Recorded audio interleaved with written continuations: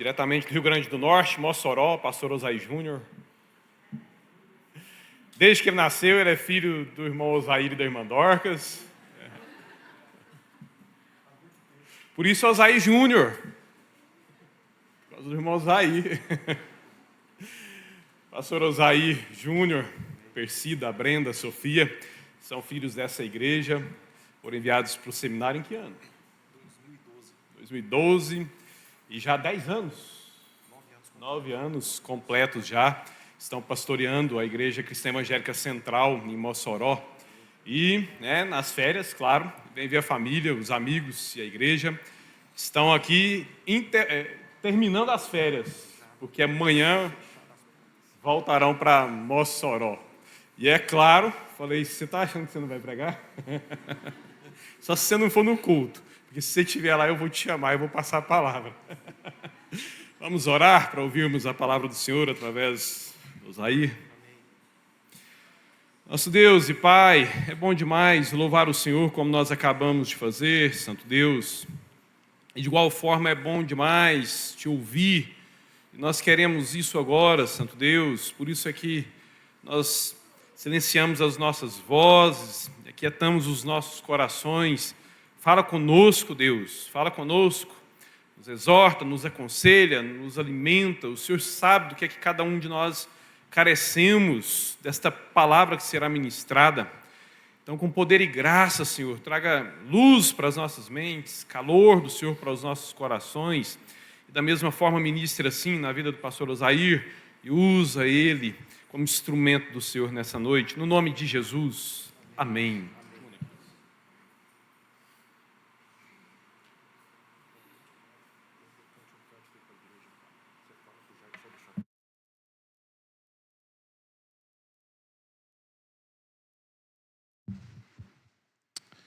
Muito boa noite, meus irmãos. Saúdo a todos com a graça e a paz do Senhor Jesus. Amém. Eu não sou tão tecnológico como o pastor Kilder, com essas anteninhas dele aqui. Sou um pouco mais matuto. Então, eu vou usar o microfone aqui de bastão, que eu fico um pouco mais à vontade. Mas é sempre muito bom estar aqui. E, melhor ainda, a gente está descansando no tempo de férias e usar do púlpito e ministrar a palavra de Deus, para mim é algo muito especial. Amo muito, gosto muito de pregar, gosto muito de expor a palavra do Senhor. E fazer isso na igreja mãe, na igreja que nos sustentou, na igreja a qual nasci, cresci, dei trabalho para muito pastor, dei muita dor de cabeça para o meu pai, para minha mãe. Meu pai já teve que dar umas surras boas em mim no fundo da igreja, porque eu dava muito trabalho. Eu era muito custoso. Aqui eu posso falar custoso, que todo mundo sabe o que é. Lá em Mossoró, se eu falar custoso, ninguém sabe o que é o tal do custoso. Mas lá eu falaria que eu era muito danado. Eu era muito danado. Então, mas graças a Deus o Senhor tem nos sustentado. E hoje estamos aqui para essa tão sublime tarefa de expor a palavra de Deus. Para isso eu quero convidar você a abrir a Bíblia comigo no livro de Zacarias. Zacarias, no capítulo 1.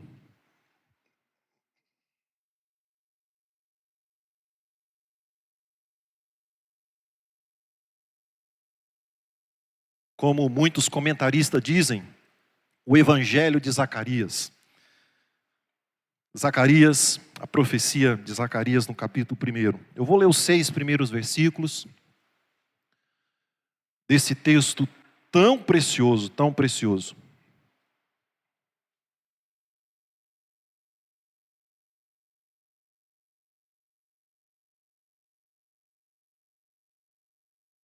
Zacarias, capítulo 1. Se você não achou, diga aí, misericórdia. Está na sua Bíblia, como diz o pastor Kilda, que não pegou foi em Oséias, não, foi em Abacuque, né? Em Abacuque, está na Bíblia, está aí. Está pertinho do Novo Testamento aí. Um dos últimos livros aí do Antigo Testamento. Zacarias, capítulo 1, versículo 1. Acompanhe comigo e, por favor, mantenha sua Bíblia aberta. Não feche sua Bíblia, tá bom? A gente vai voltar a consultar ela em alguns momentos. Diz o seguinte, o texto sagrado.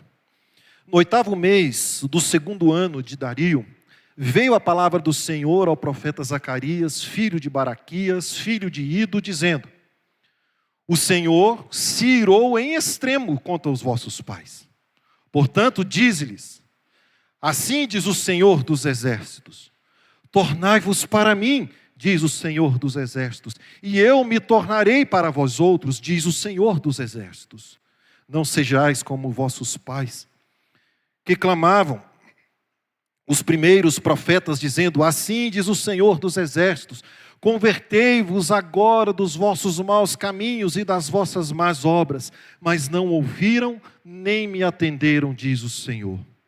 Vossos pais, onde estão eles?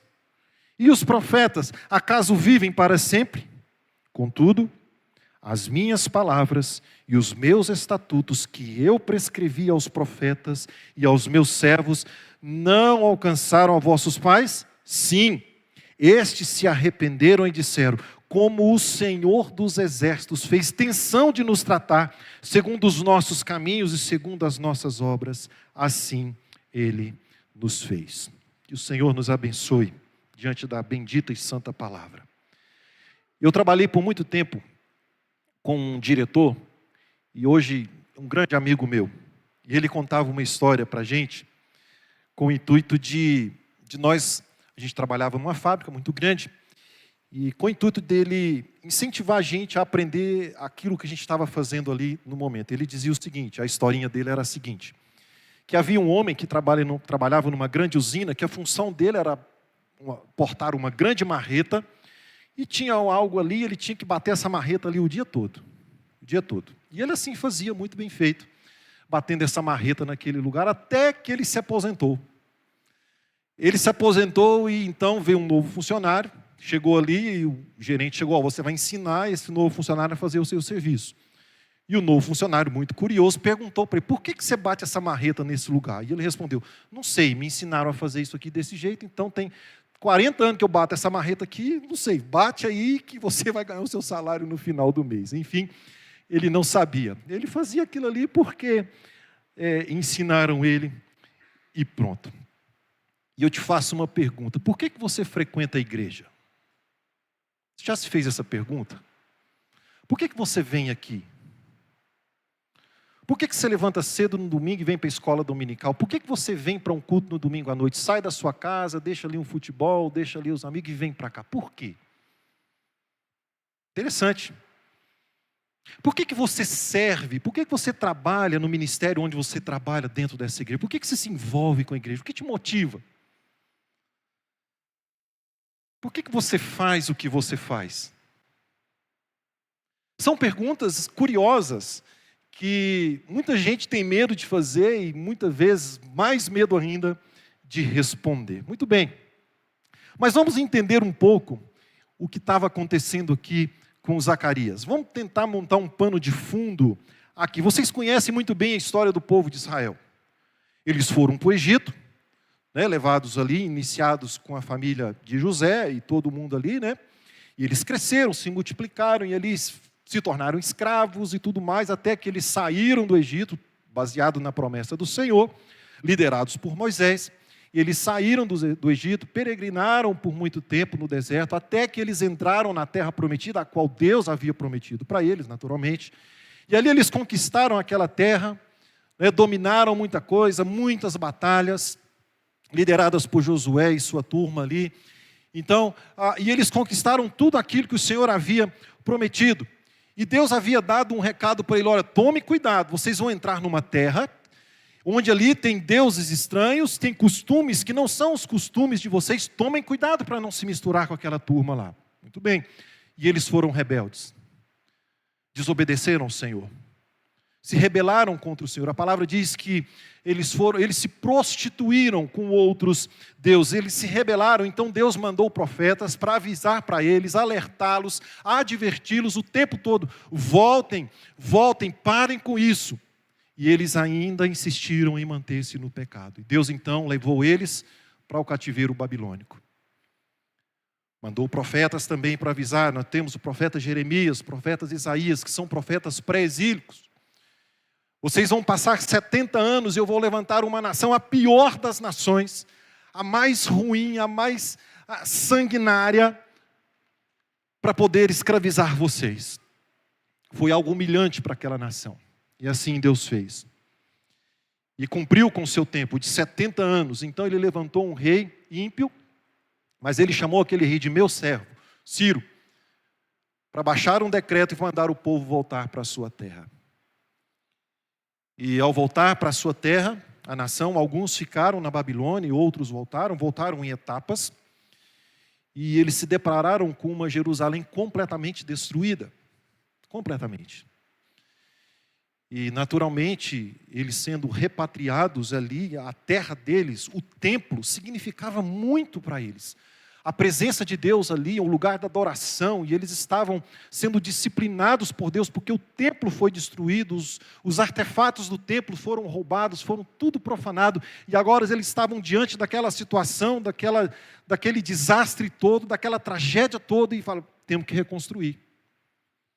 Temos que reconstruir. Aí você lembra do livro de Esdras, de Neemias, que eles vieram para reconstruir os muros, vieram para reconstruir o templo, até que levantou uma turma que se opôs àqueles irmãos ali, aquela pessoal que estava trabalhando, encheram a cabeça do rei, do governador da época, que era Dario, e Dario então baixou um decreto, falou, vocês vão parar de construir, não vão reconstruir o templo. Ficaram 15 anos parados, até que o profeta Ageu rompeu o silêncio e profetizou para aquela nação. Acaso é tempo de vocês morarem em casas apaineladas? Acaso é tempo de vocês ficarem aí cuidando dos seus negócios, morando em mansões e mais mansões, e a minha casa, um lixo como esse? Bora trabalhar. Vamos trabalhar todo mundo. Então, o povo se despertou, e eles então voltaram à obra e voltaram a reconstruir o templo com muita força e com muito vigor mesmo, ali, baseado na profecia de Ageu. 2 meses depois dessa profecia, desse mandado de Ageu, para poder reconstruir o templo, chega Zacarias. Eles foram contemporâneos. E Zacarias, ele começa a profetizar para o povo naquela época. Eles fizeram uma longa caminhada, uma dura caminhada, até o retorno à casa do Senhor, até a reconstrução da casa do Senhor. Mas tinha um detalhe pequeno, que era muito grande, que fazia toda a diferença. O coração deles não estava diante do Senhor. Eles estavam trabalhando, mas não sabiam por que estavam trabalhando. Talvez uma nova geração, mas não sabiam a mínima, ou muito pouco, qual a razão daquilo tudo. Por isso o coração deles ainda estava distante do Senhor. E é curioso a gente perceber isso, que 2 profetas trabalhando junto no mesmo tempo. O primeiro, Ageu, com a ênfase na obra física, construir paredes. Aí os irmãos da obra que estão construindo aqui o novo templo aqui, né, irmão Joelbert? Está aí. Construir paredes é necessário. A reconstrução do templo. Mas Zacarias chegou para que a aliança do povo, o relacionamento do povo com Deus também fosse reconstruído, porque havia se perdido. E por isso que talvez a mensagem central desse evangelho no Antigo Testamento, belíssimo esse texto, talvez o texto do Antigo Testamento que fala mais explicitamente, tão profundamente, mais vezes em Jesus Cristo, é a profecia de Zacarias. E o tema central desse livro é um livro que trata da esperança, um livro que enche o coração de muita esperança e de alegria. E talvez o tema central desse livro está dentro da introdução todo esse livro, nesses 6 primeiros versículos, é que o Senhor requer de nós um relacionamento puro e sincero com Ele. Puro e sincero com Ele. O povo aqui estava muito envolvido com a obra da reconstrução do templo. E de fato Deus mandou que o templo fosse reconstruído, e era necessário que essa obra acontecesse. Uma obra que foi ordenada pelo Senhor, mas o coração estava longe do Senhor. O relacionamento com o Senhor não estava mais tão íntimo e tão profundo e tão sincero como deveria ser. O chamado desse texto é para um arrependimento sincero, para uma vida integralmente dedicada ao Senhor. E talvez, meu querido irmão, minha querida irmã, você pode estar nessa situação. Talvez você pode estar frequentando uma igreja sem saber o porquê. Você jovem, você pode estar vindo na igreja simplesmente porque os seus pais estão te trazendo e você tem que vir, não sabe por que razão. Você senta num banco, numa cadeira confortável, acha legal, o culto é legal e tudo, mas isso talvez se perguntar qual o sentido disso para você. Você não sabe responder. Talvez porque o seu coração esteja longe do Senhor. E o chamado de Zacarias, que é para mim, que é para você, é vem, vem para o Senhor que eu vou para você. Talvez a sua vida religiosa está se resumindo apenas ao fim de semana, apenas ao domingo. Agora surgiu os crentes de IBGE.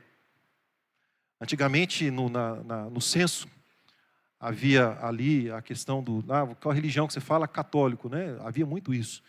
Praticante ou não? Hoje já incluíram essa opção já nos evangélicos. Praticante ou não? Pode ser que você seja apenas um religioso. Os reformadores, no século XVI, eles cunharam um termo muito interessante chamado corandeu, para quebrar exatamente essa dicotomia maldita que existe, daquilo que é profano, aquilo que é sagrado. E o corandeu, ele traz o conceito de que toda a vida do crente, ele deve estar diante do Senhor. Toda a minha vida diante do Senhor. Os seus negócios, o seu trabalho, o seu lazer, cultura, arte, política, tudo na vida do cristão é espiritual. Não tem espiritual, secular, não existe na nossa vida, não pode existir isso. Não existe essa dicotomia. Isso é por conta de um relacionamento fraco com o Senhor. E aqui a minha proposta é que nós olhemos para esse relacionamento com o nosso Deus. Para que eu e você, para que a gente avalie como que está o nosso relacionamento com Deus. Qual o sentido de você estar aqui, meu irmão? Qual o sentido? Talvez você pode estar trabalhando, envolvido em muitos ministérios, não tem tempo para nada, mas entrou numa vida, numa rotina de ativismo religioso tão grande que você perdeu a essência da adoração, a essência do culto, a essência do relacionamento com Deus. E o chamado inicial de Zacarias aqui é para isso. E depois no desenrolar do livro, inclusive eu incentivo você a ler esse livro maravilhoso. Ele tem umas visões aqui um pouco malucas, aqui, bem tensas, mas dá para entender. Você procura ajuda que dá para entender.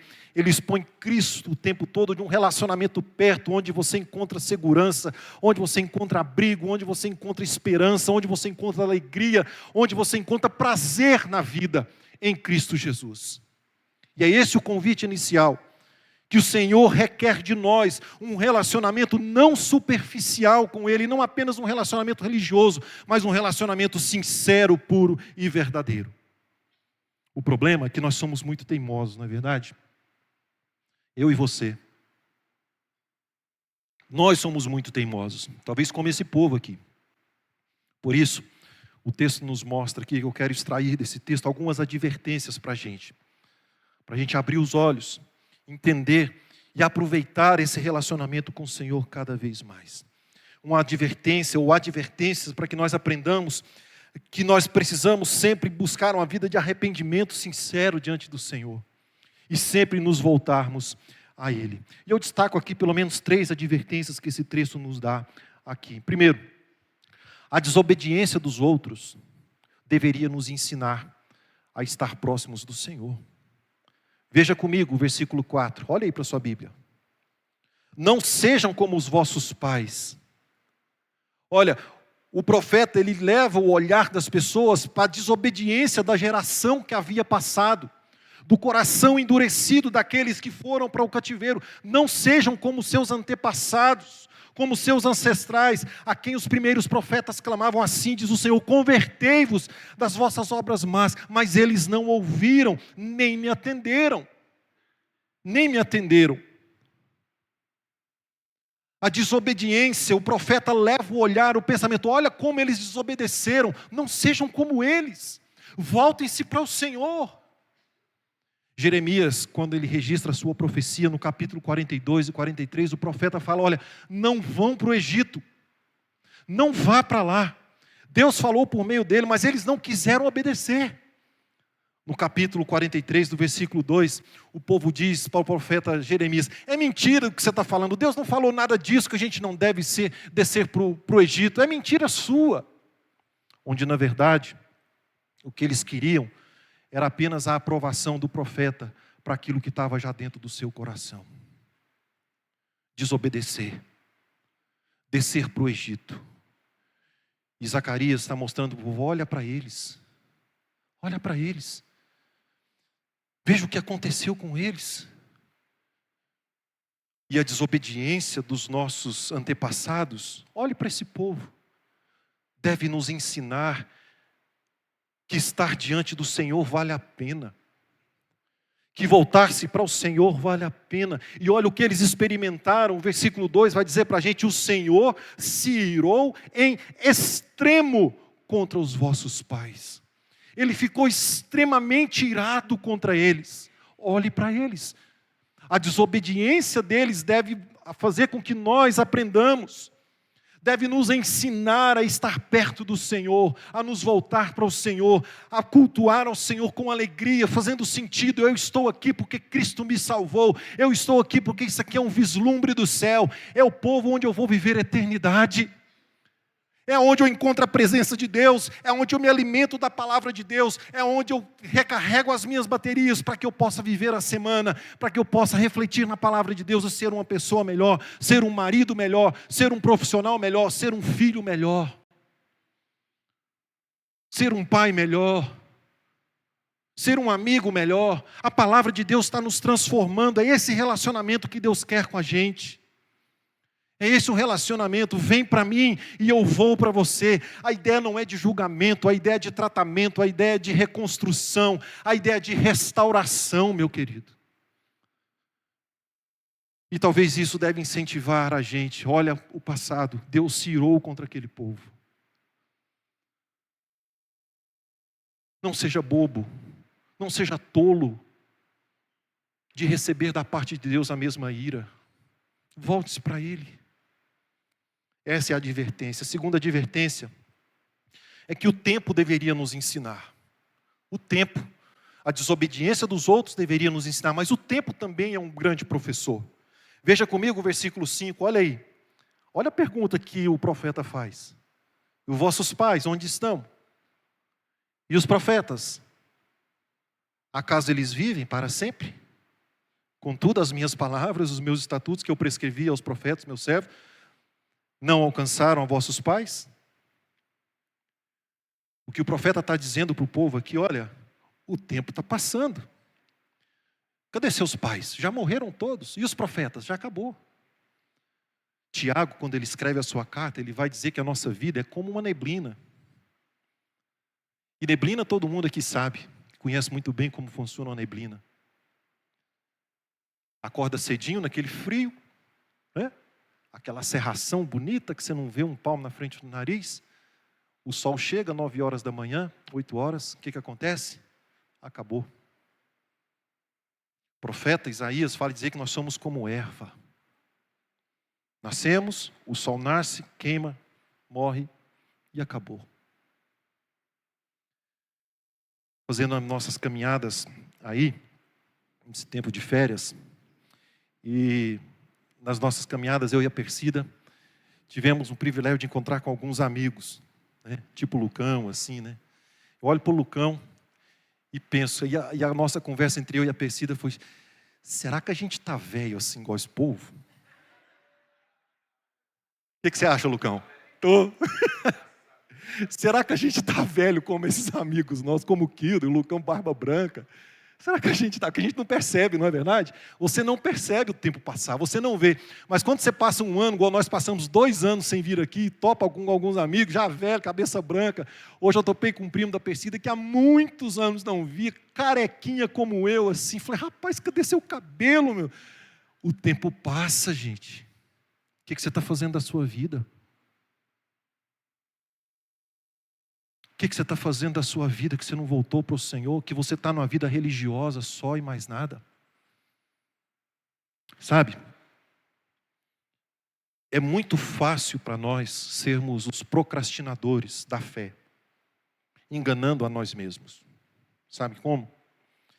Quando você tem um pecado que você sabe, que tem consciência daquele pecado, que está na prática daquele pecado, qual que é o seu pensamento? Não, depois eu trato isso. Vamos levando aqui, mais tarde eu mexo com isso.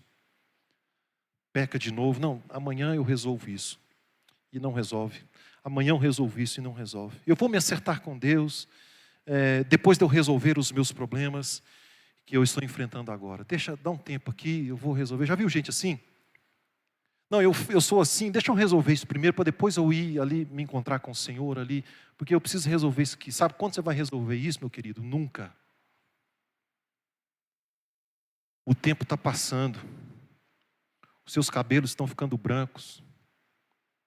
No meu caso, a minha barba está ficando branca, não tem mais cabelo para ficar branco. O tempo é implacável. Os seus pais, onde estão?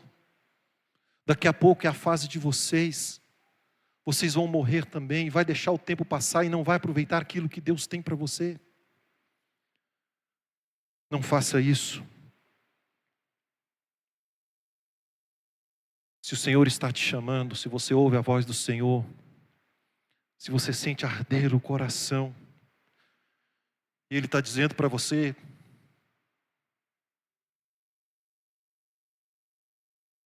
volte para mim. Sabe, meu querido, não deixa isso para depois. Não deixe isso para depois. Segunda carta de Paulo aos Coríntios, capítulo 6, versículo 2, diz o seguinte: eis que agora é o tempo aceitável do Senhor. Eis que agora é o dia da salvação. O tempo deveria te ensinar. Nós não sabemos o que vai acontecer com a gente daqui para lá. Não é? A gente não sabe se vai estar vivo daqui a pouco. Tem aquele hino que a gente canta nos salmos e hinos, né? Amanhã pode ser muito tarde. Hoje você tem escolha. E sempre quando eu falo isso para os irmãos lá na minha igreja, e às vezes o coração fica endurecido, e eu digo a eles: olha, a minha oração por você é para que Deus te dê uma nova oportunidade, para que Ele te chame em outro momento, para que Ele te dê mais tempo. Deixe enrolação. Saia desse ativismo religioso seu, desse farisaísmo. O seu trabalho não impressiona Deus. A sua dedicação não impressiona Deus. Ela é importante para a igreja? É, sim, claro que é. Mas muito mais do que isso, Deus está olhando para o teu coração, meu irmão. Para a tua vida de relacionamento com Deus na segunda, na terça, na quarta, na quinta, lá no seu trabalho, quando você está sozinho. Quando você está sozinho no quarto, quando você está sozinho no computador, quando você está sozinho na internet, no seu Instagram, na sua rede social, é ali que Deus quer que escreva santidade em seu coração, nas pontas dos seus dedos, no seu olhar, nos seus pensamentos. É lá que Ele quer se relacionar com você, meu querido. Não perca tempo. Não perca tempo. O tempo deveria nos ensinar onde seus pais estão. E os profetas, acaso eles vivem para sempre? Acaso você vai viver para sempre? Com certeza não. E uma terceira advertência, e última, também não menos importante, é que além da desobediência dos outros, e o tempo, a disciplina deveria nos ensinar. Olha o versículo 6 comigo. Veja aí. Contudo, as minhas palavras e os meus estatutos que eu prescrevi aos profetas e aos meus servos não alcançaram os seus pais? Sim, estes se arrependeram e disseram: como o Senhor dos Exércitos fez tensão, como Ele teve a intenção de nos tratar, Ele fez segundo aquilo que nós fizemos. Deus nos disciplinou. A ideia desse versículo 5 é a seguinte: olha, os seus antepassados morreram junto com seus profetas, mas a minha palavra não. A minha palavra não. Os antepassados estão mortos, mas a palavra do Senhor está aqui. Então, a mesma palavra que alcançou os seus pais vai alcançar vocês também. A minha palavra é eterna. Essa é a ideia do versículo aqui. Essa é a ideia. Os seus pais passaram, o tempo passou, mas a palavra de Deus é eterna. Aquilo que a palavra de Deus disse há 4.000 anos atrás, que é pecado, que é proibido fazer, que não devemos fazer, as recomendações que a palavra de Deus deu para aquele povo são as mesmas recomendações que nos é entregue hoje. E a mesma palavra, a mesma disciplina que alcançou aquele povo pode me alcançar e pode te alcançar. Isso é o que o texto está dizendo. Alcançou eles. E do jeito que Deus falou que ia fazer, Ele fez. Não falhou. Em Números, capítulo 32, versículo 23, tem um versículo que eu levo comigo, assim, sempre está no meu coração. Ele diz o seguinte: tenha certeza que o seu pecado irá te descobrir. Texto duro, né? Difícil. Um texto que fala de disciplina. O seu pecado, tenha certeza que o seu pecado vai te descobrir. Não tem pecado que fique encoberto diante de Deus. E sabe, meu irmão, lá o autor aos Hebreus no capítulo 12 vai dizer que Deus ele disciplina a quem ama. Se Ele não te amasse, se Ele não me amasse, Ele não estava nem aí para nós. Mas não, Ele morreu na cruz por mim, por você, dando o seu filho para morrer na cruz. Então Ele vai cuidar de você. Ele vai dar o chicote quando for preciso. E a disciplina deve nos ensinar. A disciplina dos outros também deve nos ensinar. E a palavra de Deus é sempre viva, sempre foi viva, sempre será atual e atuante. A palavra do Senhor sempre irá penetrar no nosso coração, onde ninguém mais pode penetrar, para nos confrontar, para nos tratar e transformar. Então a disciplina deveria nos ensinar. Olha, Deus sempre vence, não tem jeito. Não tem jeito. Não sei se você já parou para pensar. Quando Adão e Eva pecou no Éden, a serpente deu um insightzinho para eles o seguinte. Uma das coisas que a serpente falou para Eva ali, foi: olha, se você comer dessa fruta, você vai ser igual a Ele, a Deus. E sabe qual é o problema? Que a gente acredita nisso até hoje. A gente acredita que é Deus até hoje. É ou não é? Veja quando alguma coisa sai do seu controle. Quando você perde o controle da situação, o que imediatamente vem? Ansiedade, não é? Medo, pavor. E agora? Você tem aquela sensação de impotência, você não consegue fazer absolutamente nada. É porque na minha mente está ali plantado, por causa do pecado, que eu acho que eu sou Deus. Então quando eu acho que eu sou Deus, eu acho que quando eu escondo o meu pecado, eu vou vencer Deus. E não vence. É impossível escaparmos impunes de Deus quando os nossos pecados não são confessados. Lá em Provérbios vai dizer que quem cobre as suas transgressões jamais prosperará, mas aquele que confessa e deixa alcança misericórdia. A disciplina deveria nos ensinar. O Salmo 32, um exemplo clássico para a gente. Davi escreveu o Salmo 32. Lembram a ocasião? Quando ele pecou com Batseba, ele percebeu o pecado dele, ele escreve o Salmo 51. Não retires de mim o teu espírito, aquela coisa toda. E quando ele entende o perdão, a graça de Deus na vida dele, ele escreve o Salmo 32. Bem-aventurado um homem que não encontra pecado, que não acha nele pecado, que é perdoado as suas iniquidades. E lá no final do Salmo ele dá uma dica interessante para nós. Ele vai dizer lá no final do Salmo: olha, não seja como um cavalo ou como uma mula, que precisa de freio e cabresto para que eles são guiados. Sabe o que Davi estava querendo dizer? Obedeça de forma voluntária. Não deixa Deus colocar cabresto em você, não. Não deixa Deus ter que disciplinar você para você ter que obedecer Ele, não. Se Deus está te chamando, meu querido, não deixa Ele colocar cabresto em você, não. Obedeça de forma voluntária, que é melhor. Vá numa boa. Não deixa Deus levar você no chicote, não. A disciplina deveria nos ensinar. A história do relacionamento de Deus com o seu povo deveria nos ensinar que nós devemos sempre retornar a esse Deus. Que convite. Que convite, meus irmãos. E aqui eu encerro as minhas palavras, falando exatamente que nós encontramos aqui nesse texto um gracioso convite da parte do Senhor, um belíssimo convite da parte do Senhor. E não se trata de um convite para te julgar, não. Sabe por quê? O apóstolo Paulo, quando ele escreve aos Colossenses, no capítulo 2, ele vai dizer que todo escrito de dívida que era contrário, prejudicial a nós, foi pago, foi encravado na cruz, pago integralmente na cruz.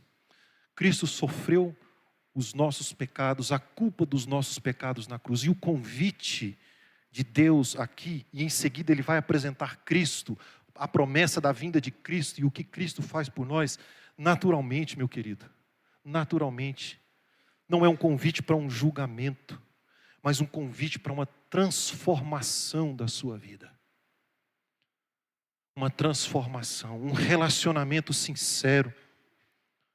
Um relacionamento sincero. É um convite para que você desfrute, para que nós desfrutemos das bênçãos de um relacionamento profundo e sincero com o nosso Deus. Um doce convite a abandonar os nossos pecados aos pés da cruz. Um doce convite aos cansados, aos sobrecarregados de uma vida vazia e sem sentido.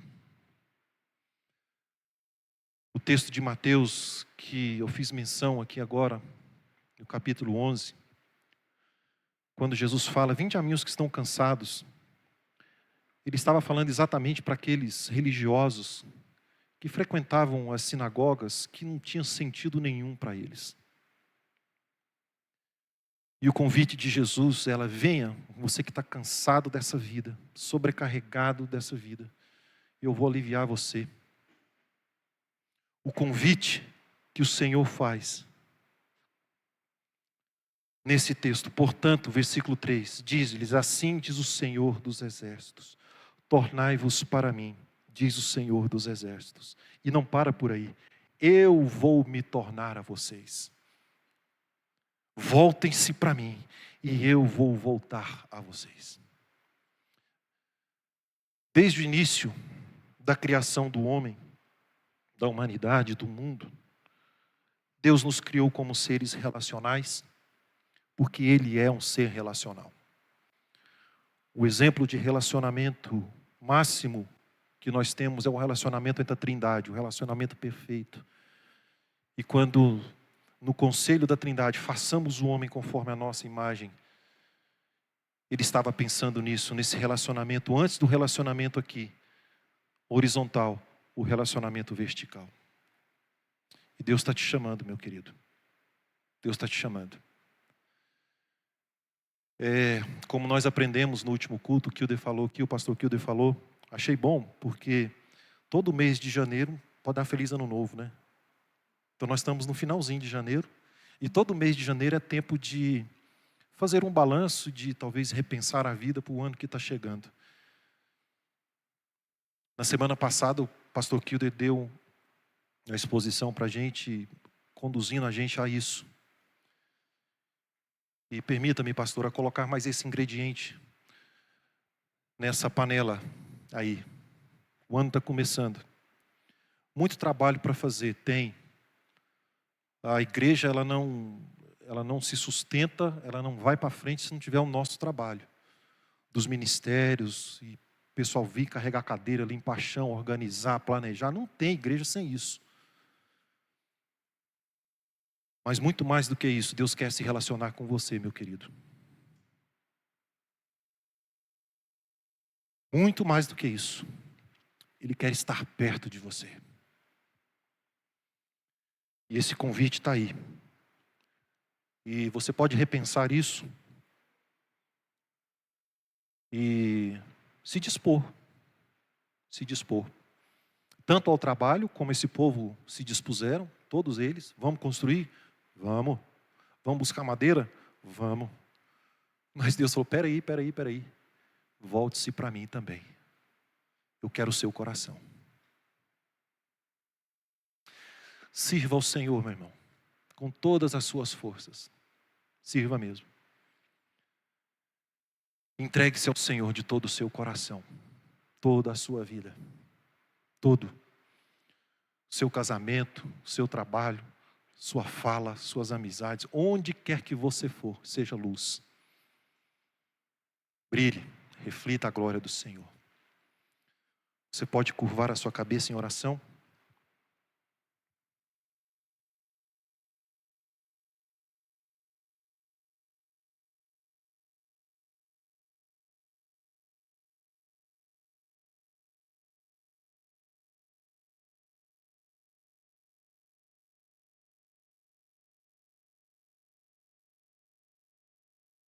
Ore ao Senhor. Responda a Ele, se de fato você quer se relacionar com Ele. Independentemente do que você vive, das circunstâncias, do que você tem passado ou deixou de passar, do que você tem ou deixa de ter, do que você é ou deixa de ser, independente disso. Responda a Ele se você de fato quer.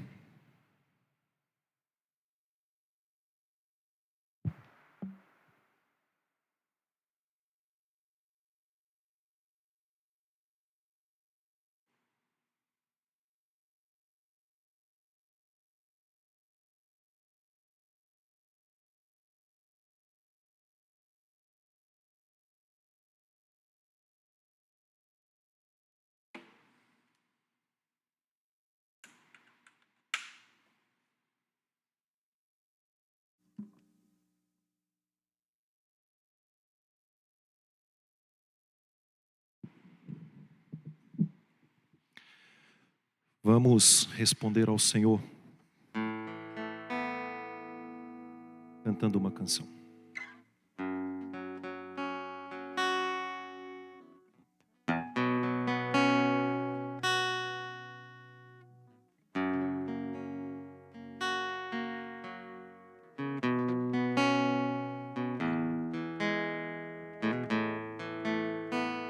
Perto quero estar,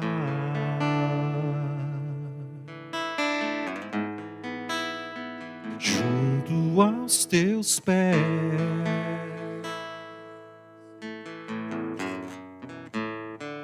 pois prazer maior não há que me render e te adorar. Tudo que há em mim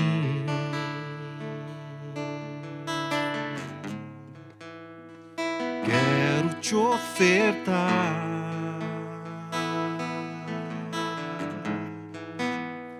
mas ainda é pouco, eu sei, se comparado ao que ganhei. Não sou apenas servo, teu amigo me tornei.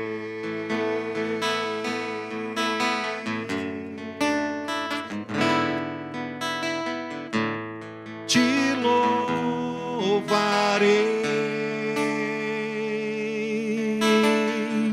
não importam as circunstâncias, adorarei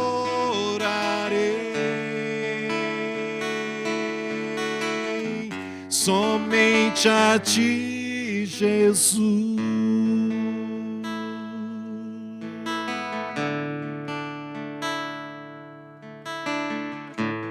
Essa pode ser a sua oração de resposta ao Senhor. Sabe a historinha do começo, da marreta batendo?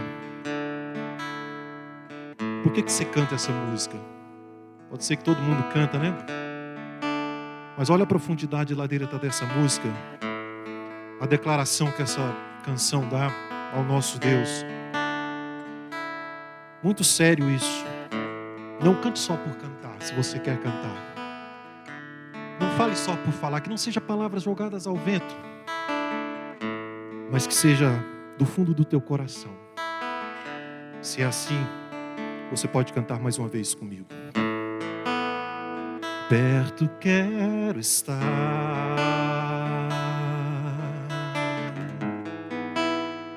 junto aos teus pés,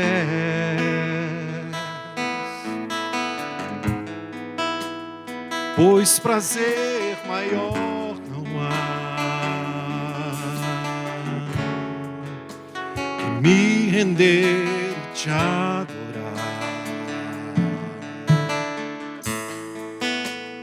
Tudo que há em mim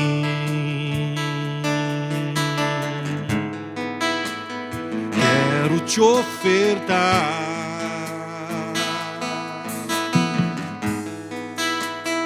mas ainda é pouco, eu sei, se comparado ao que ganhei.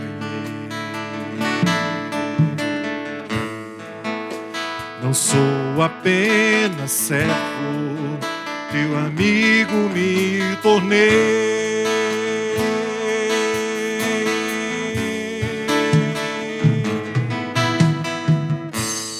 Te louvarei,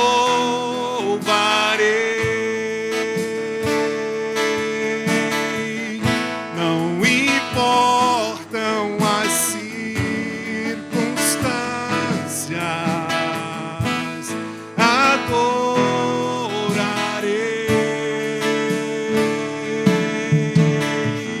Somente a ti, Jesus,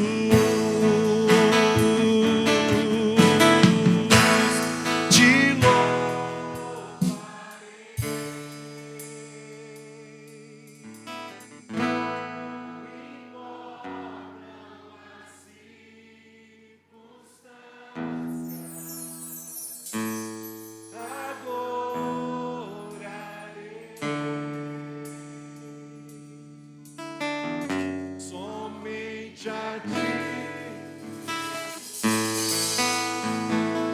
Somente a ti, somente a ti, Jesus,